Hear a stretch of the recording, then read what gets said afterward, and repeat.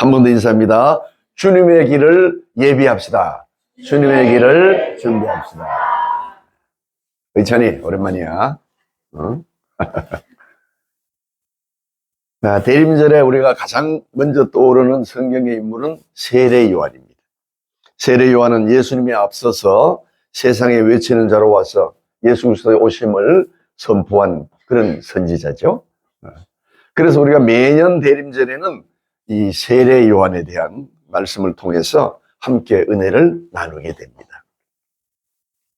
제가 조사해 보니까 매년 세례 요한 설교를 했더라고요. 대림절이 4주간이거든요. 그 세례 요한에 대한 얘기를 그때 보통 하게 됩니다. 복음서에서 예수님 외에 탄생부터 죽음까지 전 생애를 기록하고 있는 사람은 세례 요한이 유일합니다. 사복음서가 모두 요한에 대해서 기록하고 있는데 이것은 구원사에서 세례 요한이 그만큼 중요한 위치를 차지하고 있다. 이렇게 우리가 볼 수 있습니다. 그래서 누가복음 7장 28절에서 예수님은 세례 요한을 가리켜서 여자가 낳은 자 중에 요한보다 큰 자가 없다. 이렇게 말하잖아요. 요한이 인류 구원을 위한 하나님의 계획에 자신의 역할을 하나님으로부터 받은 역할을 감당했기 때문에 그렇게 말씀한 거예요. 그런데 예수님은 그 같은 비절의 후반절에 보면은 그러나 하나님 나라에서는 극히 작은 자라도 그보다 크니라 이렇게 말씀을 덧보태고 있습니다. 요한이 위대한 인물이지만 예수 그리스도를 믿는 우리 성도들은 이미 시작된 하나님 나라의 계시를 잘 알고 이해하고 있다는 점에서 요한보다 더 크다 이렇게 말하고 있는 거예요. 요한은 예수님보다 6개월 먼저 와서 예수님에 대해서 알려주고 구원을 베푸는 설교를 했지만 우리 예수님 신약시대의 사람들은 이미 요한이 알고 있는 것보다 더 많이 알고 있다는 거예요. 신약의 성도인 우리는 예수님의 십자가와 부활의 의미를 잘 알고 있습니다. 신구약 66권에 세례 요한도 보지 못했던, 세례 요한은 구약만 봤죠. 그때만 해도 구약이 완성되어 있지 않았습니다. 신구약 66권에 기록된 계시물을 우리가 늘 묵상할 수 있기 때문에 요한이 누리지 못한 크신 은혜를 현재 우리가 누리고 있는 거예요. 또 우리 성령께서 우리의 마음속에 늘 계셔서 우리를 선한 길, 복된 길로 인도해 주시는 줄 믿으시기 바랍니다. 그러므로 복음 시대에 살고 있는 우리는 사실 복음을 증거할 책임이 세례 요한보다 더 크다 이렇게 말할 수 있습니다. 요한의 탄생 얘기는 누가복음 1장에 자세히 기록이 되어 있습니다.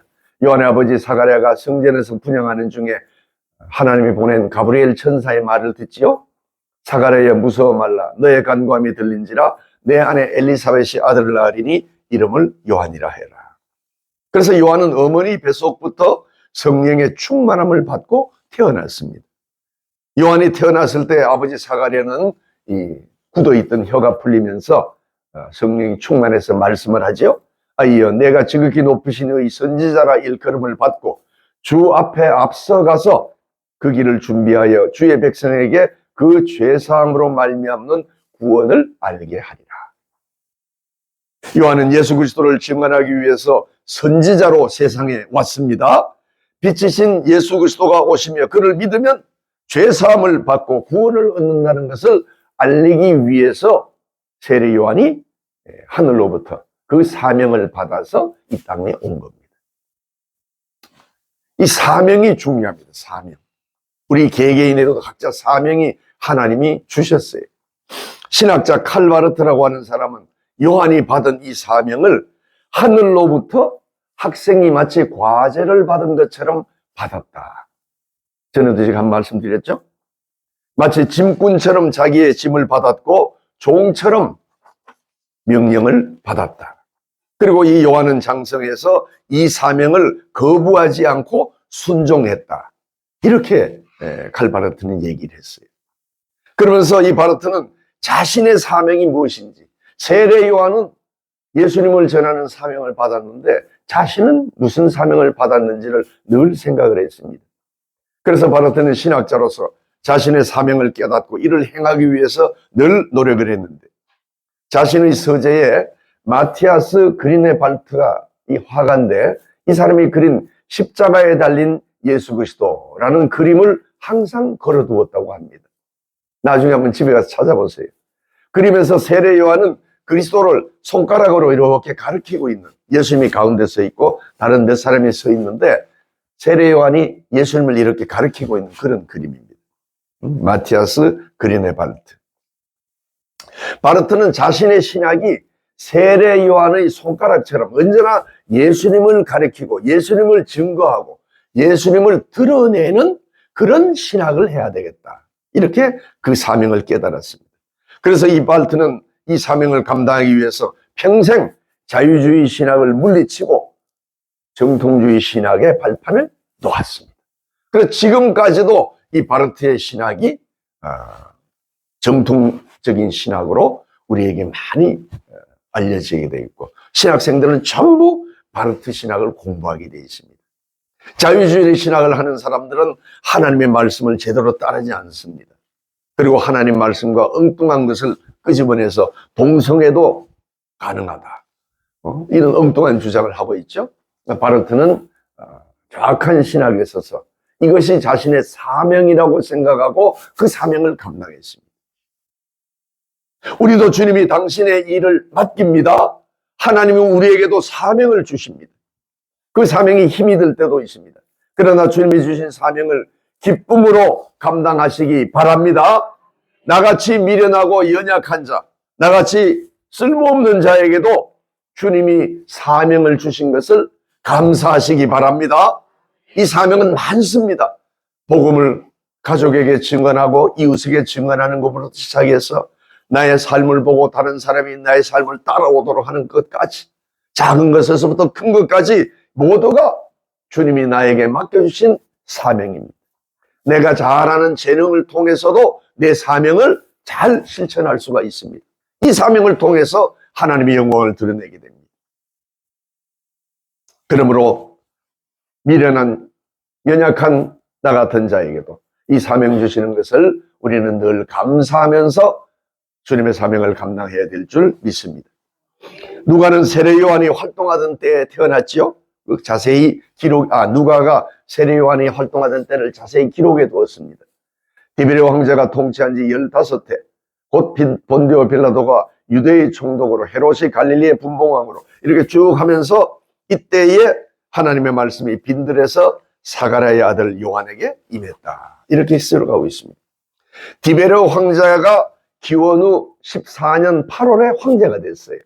그러니까 그가 통치한 지 15회라면 기원 후 28년 8월부터 29년 8월 사이가 됩니다. 이때 정확하죠?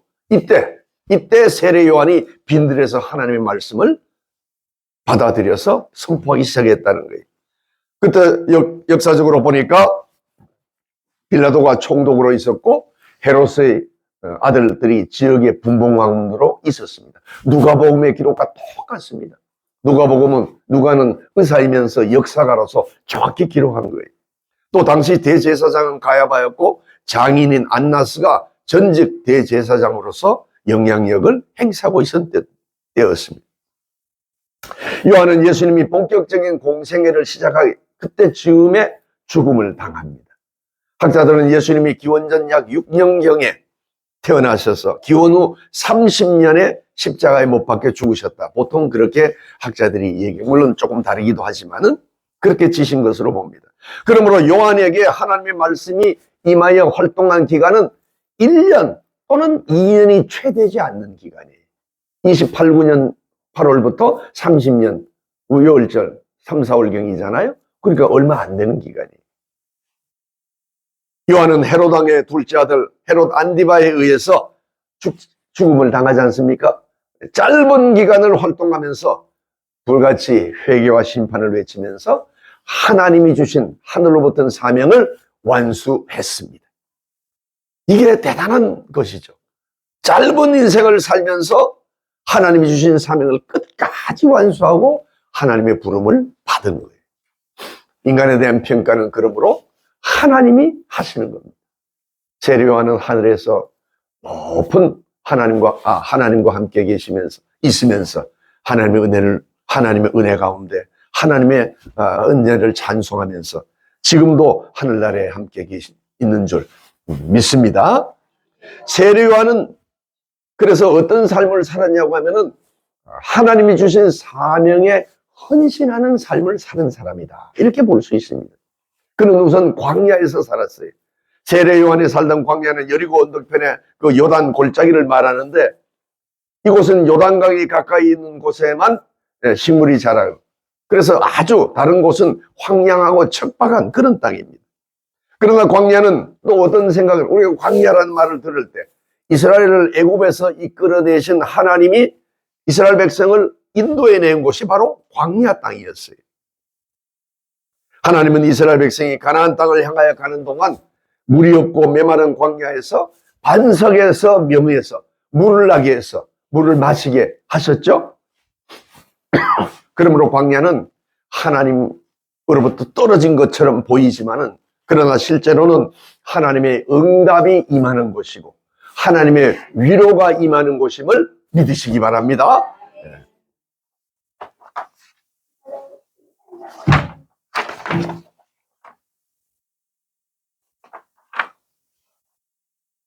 또 광야는 불평과 불만이 이제 일어날 수 있는 곳입니다. 우리가 살아가는 삶이 그렇잖아요. 민수기서에는 이스라엘 백성이 광야에서 불평하다가 불사름을 당했다는 그런 내용이 나와요.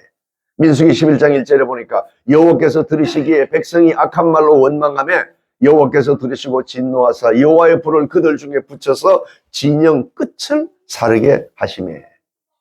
광야 생활을 원망하면서 행군 대열에서 이탈해서 불평과 불만에 쌓여 끝에서 따라오면서 악한 말로 하나님을 원망하는 백성들, 이 백성들이 불이 붙은 그런 경험을 하게 되는 거예요.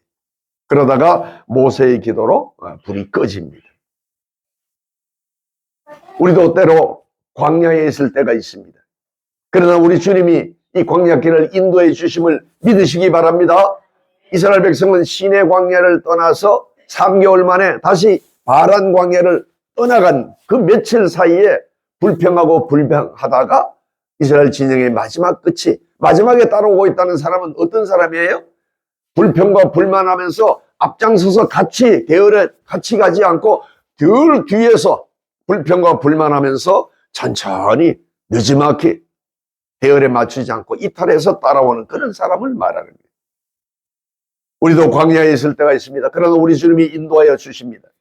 광야를 살아갈 때 우리는 주님의 선하심을 믿고 주님을 의지해야 합니다. 이것이 가장 귀한 일입니다. 불평하고 원망하는 것은 하나님이 우리와 함께 있다고 하는 것을 거부하고 믿지 않는 것과 똑같은 거예요. 하나님이 나와 함께 하심으로 이 광야 땅에서도 반석에서 물을 내실 것이라고 하는 믿음을 우리가 가져야 됩니다. 그러므로 우리는 모든 것을 주님께 맡기고 나가시기 바랍니다. 참 좋으신 주님이란 복음성, 오늘 내가 같이 부르려고 그랬더니만 우리 책에는 지금 안 나와요. 그게. 우리 잘 아는 기절이죠. 내용, 참 좋으신 주님, 귀하신 나의, 참 좋으신 주님, 귀하신 나의 주, 이렇게 하는 찬양이잖아요. 늘 가까이 계시니 나 두려움 없네. 내 영이 고날 때, 내 맘 낙심될 때, 내 품에 안기라, 주님 말씀하셨네. 그리고 그 다음 절인 우리가 잘 아는 광야 같은 세상 주만 의지하며 주의 인도하심 날 강건케 하시며 주의 사랑 안에서 살게 하소서, 이렇게 나가는 찬양이죠. 내가 설교 준비하면서 이 찬송, 그 보험송이 떠오르더라고요. 광야 같은 세상 주만 의지하며 주의 인도하심 날 강건케 하시며 주의 사랑 안에서 살게 하소서, 주만 의지하리 영원토록. 요한은 광야에서 훈련을 받았고 주님의 오심을 준비하며 광야에서 회개하라 천국이 가까이 왔다고 외쳤습니다. 우리도 때로 우리에게 닥치는 그런 광야의 훈련을 받아내시고 믿음으로 이겨내시기 바랍니다. 그리고 우리에게 찾아오시는 주님을 맞이할 준비를 하시기 바랍니다. 불평과 불만을 할 게 아니라 주님을 기다리면서 인내하면서 광야에서 믿음으로 승리하시기 바랍니다. 또 세례 요한은 낙대 토롯을 입고 가죽띠를 띠고 메뚜기와 석청을 먹었죠. 물질을 탐하던 종교 지도자들과 다릅니다. 요한은 하나님을 따르는 검소한 그리고 강직한 모습을 보여줍니다. 예수님을 믿는 것은 때로 검소하고 때로 강직해야 됩니다. 먹는 것을 탐하는 탐식은 인간의 욕구 중에 가장 강력하지요. 그래서 당시 로마의 귀족들은 에피타이저를 2번씩 먹고 그 다음에 본 음식을 고기를 3번이나 먹고 또 후식을 또 2가지를 먹었다고 그래요. 그게 지금 서양 문화에 다 그대로 배어 있는 거예요. 좋은 에피타이저는 이렇게 좋은 걸 거위 뭐 이런 거 그런 거 있죠. 저도 먹어보진 않았지만 그렇습니다. 그래서 이 로마 사람 귀족들은 이걸 먹은 다음에 더 좋은 걸 먹기 위해서 다시 토하고 또 새로 먹고 이렇게 했습니다. 그러나 요한은 검소한 삶을 살았어요. 우리도 검소하게 살면서 우리가 가진 것으로 주님의 뜻을 이루는데 사용하시기 바랍니다. 나만을 위해서 그런 삶의 태도로 살아가는 것이 아니라 함께 나누고 함께 하는 그런 삶을 살아야 됩니다. 또 요한은 무엇을 선포했습니까? 요한은 첫째로 빛이신 예수님을 증거했습니다. 우리도 그렇게 하라는 뜻이에요. 요한 1장 7절에 그가 증언하러 왔으니 곧 빛에 대하여 증언하고 모든 사람이 자기로 말미암아 믿게 하려 함이라. 증거한다는 건 보고 들은 것을 그대로 전하는 것을 말합니다. 요한은 예수 그리스도의 길을 준비하고 그가 오실 길을 곧게 하기 위해서 예수님보다 6개월 먼저 와서 주님의 길을 예비했습니다. 요한은 참빛 곧 세상에 와서 각 사람에게 비추는 빛이신 예수 그리스도를 증거했습니다. 빛이 비출 때 어둠이 물러가지요. 그리고 생명이 나타납니다. 빛이신 예수님이 인생을 비출 때에 절망이 물러가고 우리에게 소망이 넘치는 줄 믿습니다. 다른 것으로는 되지 않지요. 그리고 빛이신 주님은 여기 성경에도 나와 있지만 우리 각 사람에게 비친다고 그랬어요. 무슨 뜻입니까? 우리 한 사람 한 사람에게 빛 대신 주님이 구원의 빛을 비춰 주십니다. 우리 각 사람에게 우리 각인이 가지고 있는 어둠의 문제에 빛을 비춰 주심으로 우리의 문제를 소망으로 빛나게 해 주실 줄 믿으시기 바랍니다. 내가 염려하는 거 다른 사람이 알 수 없어요. 그러나 빛 대신 주님이 내 마음에 오심으로 이 모든 문제를 해결해 주십니다. 그러면 우리도 빛이신 주님 안에 거하면서 빛 대신 주님을 증거하시기 바랍니다. 둘째로 요한은 회개를 선포하고 세례를 베풀었습니다. 마태복음에 보니까 회개하라 천국이 가까이 왔느니라. 그러므로 회개에 합당한 열매를 맺으라 이렇게 얘기하죠. 오늘 읽은 누가복음에도 많이 나옵니다. 요한은 임박한 종말을 예반하면서 회개를 촉구하는 강력한 메시지를 선포한 거예요. 요한은 백성들에게 천국이 가까이 왔으니 회개에 합당한 열매를 맺으라. 도끼가 이미 나무 뿌리에 찍혀내기 직전에 뿌리에 놓여 있기 때문에 그래서 좋은 열매를 맺지 않고는 찍어서 불에 던져지리라. 그렇게 하면서 즉시 회개하는 삶을 살아라. 시간이 지체할 시간이 없다. 이렇게 얘기를 한 거예요.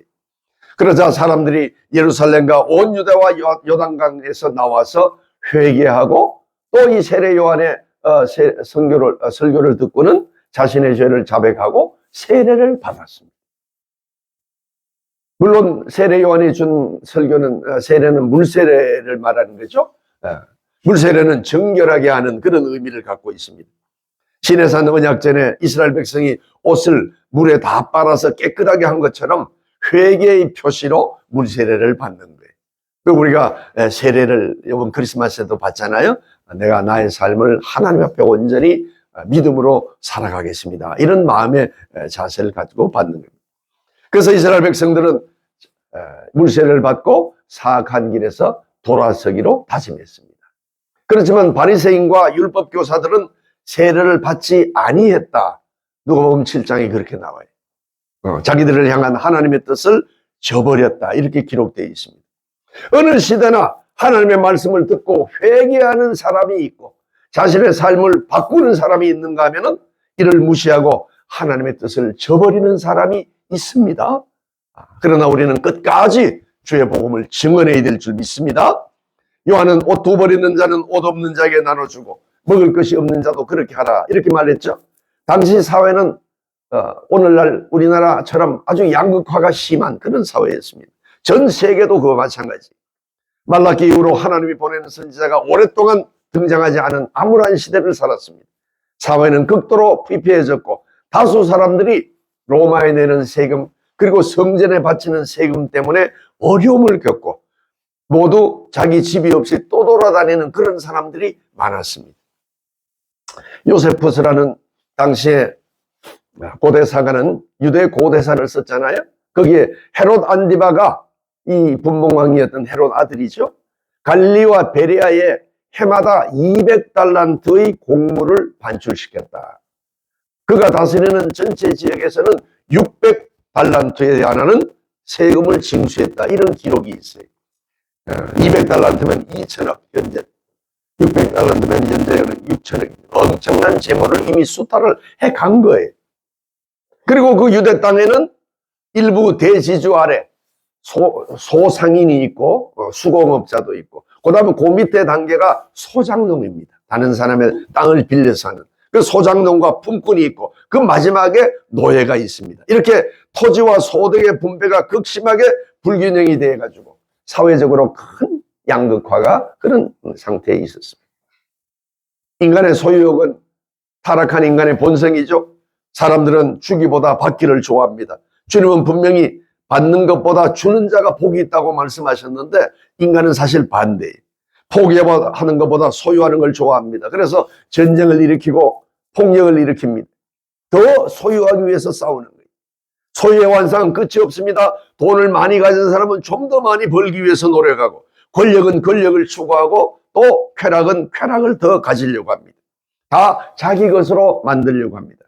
그러나 우리의 생명도 사실은 다 하나님이 우리의 주인 되심을 기억해야 합니다. 하나님이 부르시면 가는 거예요. 하나님이 부르시면 가는 거예요. 우리의 재능이나 우리의 재물이나 우리에게 하나님이 선물로 주신 자녀도 다 주님이 주신 것입니다. 그러므로 참된 그리스도인은 소유의 삶이 아니라 하나님이 맡겨주신 것을 잘 관리하는 청지기의 삶을 살아야 될 줄 믿습니다. 그런데 우리는 더 많이 가지려고. 그래서 오늘 누가 보면 얘기한 겉옷을 돌려주라고 한 것도 그런 같은 의미입니다. 겉옷이라고 하는 것은 목만 내놓는, 그래서 사각형으로 만들어서 위에서부터 끼면은 다 이렇게 들어가는 그런 옷입니다. 잠잘 때도 이걸 덮고 잤습니다. 그래서 성경에도 보니까 겉옷을 담보로 잡지 말고 담보로 잡은 즉 저녁이 되면 돌려주라고 그럽니다. 성경에 나와 있죠? 왜냐하면 추운 날 덮고 자야 되는데 담보로 맡았다고 이것을 돌려주지 않는 것은 하나님께 죄가 된다는 거예요. 근데 어떤 사람은 이런 겉옷을 좋은 품질로 해서 여러 벌을 가지고 있는데 어려움으로 한 벌도 가지지 못한 자들이 있는 거예요. 마찬가지로 오늘 또 사람들이 많이 굶주리고 허덕이고 있습니다. 아프리카 같은 나라에 얼마나 어렵습니까? 정치적인 문제, 종교적인 문제, 또 종족 간의 갈등으로 서로 죽이고 있습니다. 그래서 그런 나라의 선교사들이 직접 나가서 이들에게 도움을 주고 또 그들의 어떤 삶의 질을 높이기 위해서 열심히 노력하는 것 너무나 감사합니다. 복음과 함께 입을 것도 주고 먹을 것도 제공하고 있잖아요.